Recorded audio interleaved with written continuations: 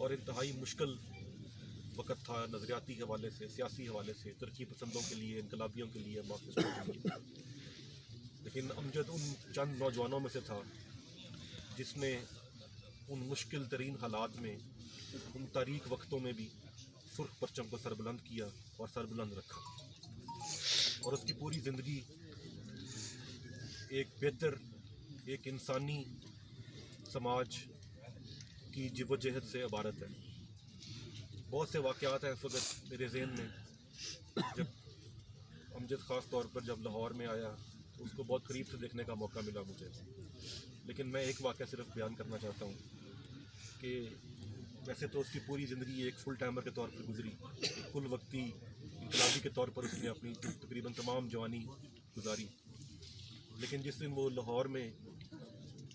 منگل مینشن میں پہلی میٹنگ تھی، یہاں جب وہ باقاعدہ فل ٹائمر کے طور پر تنظیم میں آیا، تو جب اس کو تنخواہ ملی، جو تھوڑی بہت تنخواہ ایک انقلابی ہونے کے ناطے تنظیم کی طرف سے ملتی ہے ہمیں، ایک مزدور کی اجرت کے برابر، کم از کم اجرت کے برابر، تو اس کے چہرے پر جو خوشی تھی اس کو میں الفاظ میں بیان نہیں کر سکتا. اور مجھے وہ نیچے لے کر گیا اور اس نے کہا کامریڈز، آج مجھے ریولوشنری ویجز ملی ہیں پہلی، اور آج کا کھانا دوپہر کا جو ہے آپ کو میں کھلاؤں گا. اور اس وقت جو اس کے چہرے پر خوشی اور مسرت اور اطمینان تھا، وہ بہت کم لوگوں کے چہرے پر میں نے کبھی دیکھا ہے. اس کے علاوہ تنظیم کی میٹنگز میں، اسکولوں میں، داخلی میٹنگز میں، جلسے جلوسوں میں اس کو میں نے ہمیشہ توانائی سے بھرپور پایا. کبھی اس کو میں نے تھکا ہوا نہیں پایا، کبھی میں نے اس کو اداس نہیں دیکھا، بلکہ ہمیشہ خوش دیکھا اور دوسروں کو خوش کرتے ہوئے دیکھا. اور جو سب سے بڑی اس کی شخصیت کا پہلو تھا، وہ ایک انتہائی بے باک، بے خوف، نہ ڈر نوجوان تھا. ایسا لگتا تھا کہ جس طرح خوف اس کے پاس سے کبھی اس کو چھو کے بھی نہیں گزرا ہے. اور انتہائی جرت سے وہ تنظیم کے تمام تر فیصلوں پر عمل درآمد کرواتا تھا، اور انتہائی بے باکی سے وہ ریاست کے خلاف، اس ظلم کے نظام کے خلاف، ان ظالم حکمرانوں کے خلاف ہمیشہ نبرد آزما رہتا تھا. اور ہم سمجھتے ہیں کہ امجد کی پوری زندگی، جو کہ ایک سوشلسٹ انقلاب کی جد و جہد سے عبارت تھی، اور وہ کسی ایک شہر کا انقلابی نہیں تھا، کسی کا جد و جہد کسی ایک شہر کے لیے، ایک خطے کے لیے، ایک ملک کے لیے نہیں تھی، بلکہ وہ پوری دنیا میں سرخ پرچم کو سربلند دیکھنا چاہتا تھا. اور آج عالمی سطح پر عالمی مارکسی تحریک کا ایک بہت بڑا نقصان ہوا ہے امجد کی وفات کی شکل میں. لیکن آج کے ہم دیکھتے ہیں کہ آج کے جو ہم نے جلوس تھا اس میں امجد خاموش تھا، لیکن یوں محسوس ہوتا ہے کہ جس طرح اس کی آواز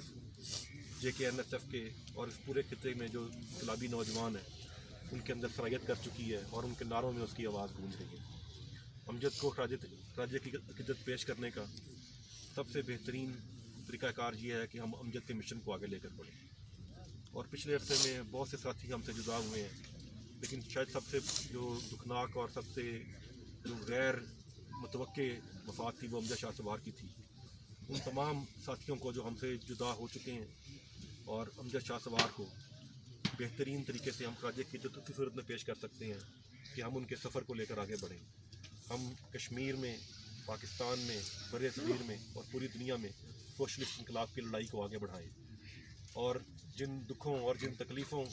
میں امجد نے اپنی زندگی کے آخری سال گزارے، خاص طور پہ جو مالیاتی مشکلات کا وہ شکار تھا اور ایک جلا وطنی کی زندگی کاٹ رہا تھا، وہ اس نظام کی دین ہے. اور ہم امجد کی موت کا انتظام اس نظام سے لیں گے. اس نظام کو ختم کر کے، اس نظام کو کھاڑ پھینک کر، اس نظام کو پاش کر کے، اس کے حکمرانوں سے، اس نظام سے ہم اپنے ہر ایک شہید کا بدلہ لیں گے، اور اس خطے میں، اس دنیا میں سرخ پرچم کو سربلند کر کے ایک ایسا معاشرہ قائم کریں گے جہاں پر کسی انسان کو اپنا وطن چھوڑ کر روزگار کی تلاش میں کہیں دور نہیں جانا پڑے گا، بلکہ انسان حقیقی معنوں میں خوشی، آسودگی اور خوشحالی سے آشنا ہو سکے. دوبارہ انٹرنیشنل کیا خاک ہے تیری زندگانی، الگ الگ